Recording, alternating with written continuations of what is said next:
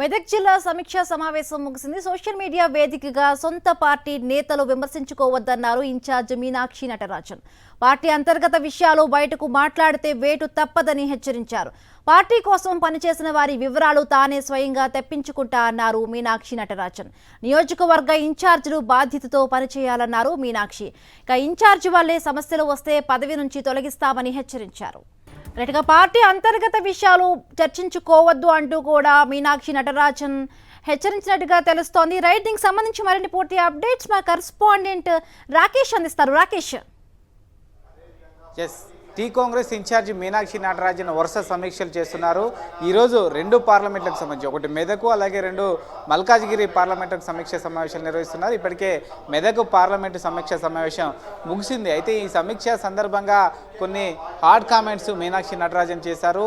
గీత దాటితే వేటు తప్పదు, ఇష్టారీతిలో ఎవరు పడితే వాళ్ళు బహిరంగంగా మాట్లాడితే సంబంధించి పార్టీ నుంచి బహిష్కరణకు గురవుతారంటూ కూడా పార్టీ నేతలకు హెచ్చరికలు జారీ చేశారు. ముఖ్యంగా సోషల్ మీడియా వేదికగా పార్టీ అంతర్గత విషయాలు బయట పెడితే ఊరుకునేది లేదంటూ కూడా హెచ్చరికలు చేశారు. అయితే at the same time party కోసం ఎవరైతే కష్టపడి పనిచేస్తున్నారో వారి వివరాలను తానే స్వయంగా తెప్పించుకుంటానని, వారికి అన్యాయం జరిగితే ఊరుకునేది లేదంటూ కూడా ఆమె హెచ్చరికలు జారీ చేశారు. దీంతోపాటు పార్టీకి సంబంధించిన నియోజకవర్గ ఇన్ఛార్జీలందరూ కూడా బాధ్యతతో వ్యవహరించాలి, అందరూ కలుపుకొని పోవాలి. ఒకవేళ ఇన్ఛార్జే కనుక బాధ్యతను మరిచి పార్టీ అంతర్గత విభేదాల కారకుడు అయితే ఖచ్చితంగా ఇన్ఛార్జి పదవి నుంచి ఖచ్చితంగా తొలగిస్తామంటూ కూడా ఆదేశాలు జారీ చేశారు. అయితే ఈ సందర్భంగా సంబంధించి పటాన్ చెరువు ఇష్యూ కూడా చర్చకు వచ్చింది.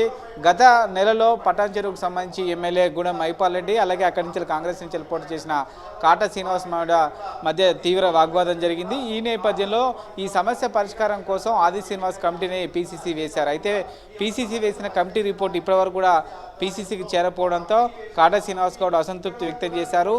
సంబంధించి ఇతర పార్టీ నుంచి వచ్చిన ఎమ్మెల్యే తమ పైన పెత్తనం చేసే ప్రయత్నం చేస్తున్నారు, కార్యకర్తలను ఇబ్బంది పెడుతున్నారంటూ కూడా ఆరోపణలు చేశారు. ఎట్టి పరిస్థితుల్లో ఈ సమస్యను వీలైన తొందరగా పరిష్కరించాలంటూ కూడా ఇన్ఛార్జికు కాటా శ్రీనివాస్ గౌడ్ చెప్పారు. ఇక మరికొంతమంది నేతలు అయితే తమ ప్రభుత్వంలో ఉన్నప్పటికీ ఇంకా బీఆర్ఎస్ అలాగే ఇతర పక్షాల మాటే చెల్లుబాటు అవుతుంది, అధికారులు తమ మాట వినట్లేదు, తమకు గౌరవం ఉండట్లేదు, పార్టీ నేతలు కూడా పట్టించుకోవట్లేదనే అసహనాన్ని వ్యక్తం చేశారు. ఇందరమా కమిటీలు వేసినప్పటికీ ఆ కమిటీల వల్ల ఉపయోగం లేకుండా పోయింది, నేరుగా అధికారులే లబ్ధిదారులను ఎంపిక చేస్తున్నారు, తద్వారా తమకు పేరు రావడం లేదనే అసంతృప్తిని అసహనాన్ని వ్యక్తం చేశారు. ఈ నేపథ్యంలో ఇంద్రం ఇన్లైనా కనీసం తమ చెప్పిన వారికి ఇచ్చే విధంగా చూడాలంటూ కూడా ఇన్ఛార్జి మీనాక్షి నటరాజన్కు చెప్పారు.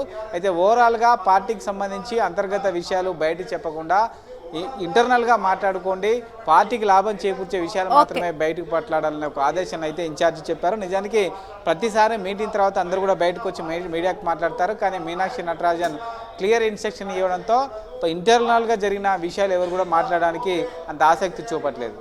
Right, thank you Rakesh.